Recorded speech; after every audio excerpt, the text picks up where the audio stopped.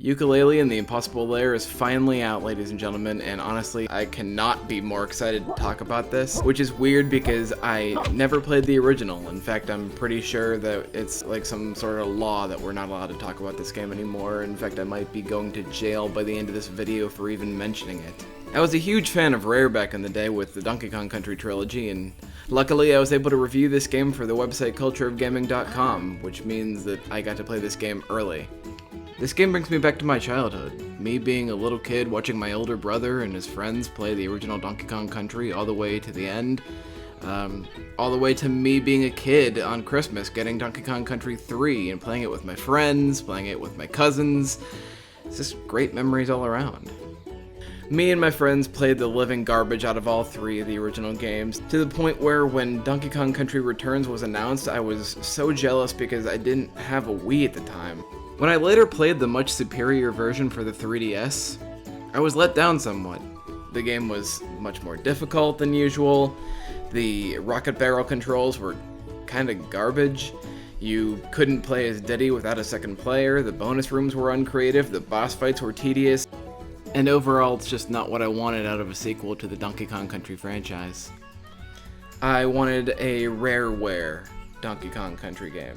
And I never got a Wii U or a Switch, because of a reason I will get to in a future video.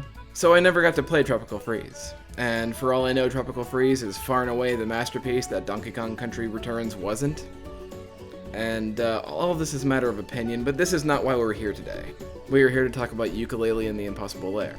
When people talk about this game, they use Tropical Freeze as an entry point. They say, it's like Tropical Freeze, but. Which is a shame, too, because as I just gushed about, the team at Playtonic Games, former key members of Rare, kind of wrote the book on the 2D platformer. And I think this game is gonna remind you of that if you give it a chance. I didn't make this video to give a full-fledged review on it, I already did that for Culture of Gaming, but to get it out of my system, I will now reenact me recommending Yooka-Laylee and the Impossible Lair to a friend.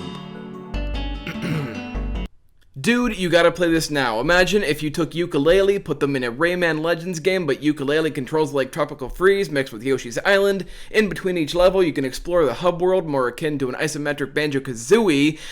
The overworld reminds you of Donkey Kong Country 64, which is not to mention the awesome music by not only Grant Kirkhope and David Wise, but also Dan Murdoch and Matt Griffin too. I mean, listen to this!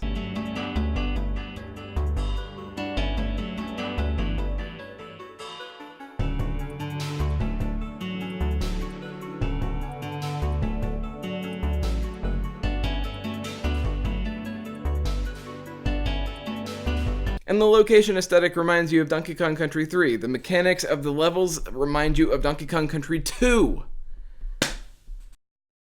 But the reason why I did make this video was not only to urge you to play this game, but to not use a strategy guide when you do. Of course, I am a huge proponent of people playing how they want to play, but playing this game before any strategy guides were available on the internet really opened my eyes to the benefits of playing without a guide. This game is a true callback to the classic games of the 90s when you couldn't just look up where the coins or tonics were unless you had a prima strategy guide. This makes it incredibly user-friendly to 100% this game without a strategy guide. Little by little, you unlock tonics on the overworld by solving puzzles like an isometric Banjo-Kazooie, and you can take on the final level at any time like in Breath of the Wild if you really want to go there. Solving puzzles on the overworld nets you tonics. Tonics are stat buffs and debuffs that can affect how you play the game. One tonic might make you really powerful, but it might take away the amount of quills that you can earn at the end of the level.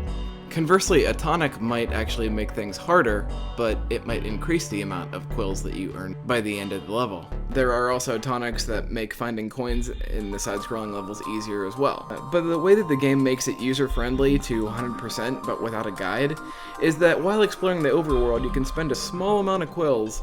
Quills are really abundant, you have no idea.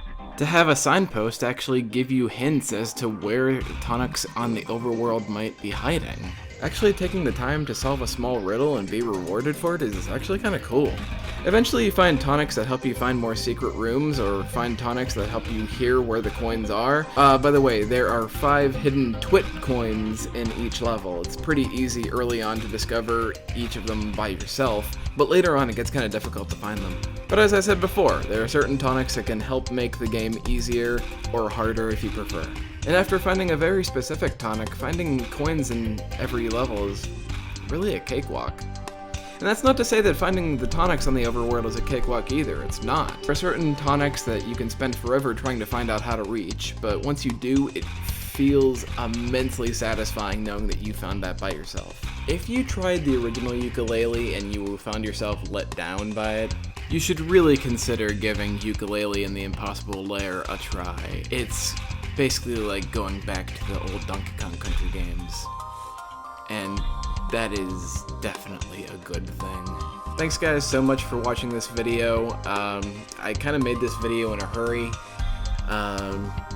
Let me know how you liked it compared to the other 2 videos before this, because those videos took a while to create, and really like the editing was really like a lot more, had a lot more work put into it, and just let me know if you notice that kind of thing. If you don't, I'll see if I can, release more videos on a more consistent basis. Take care, guys. Have a good day. Bye.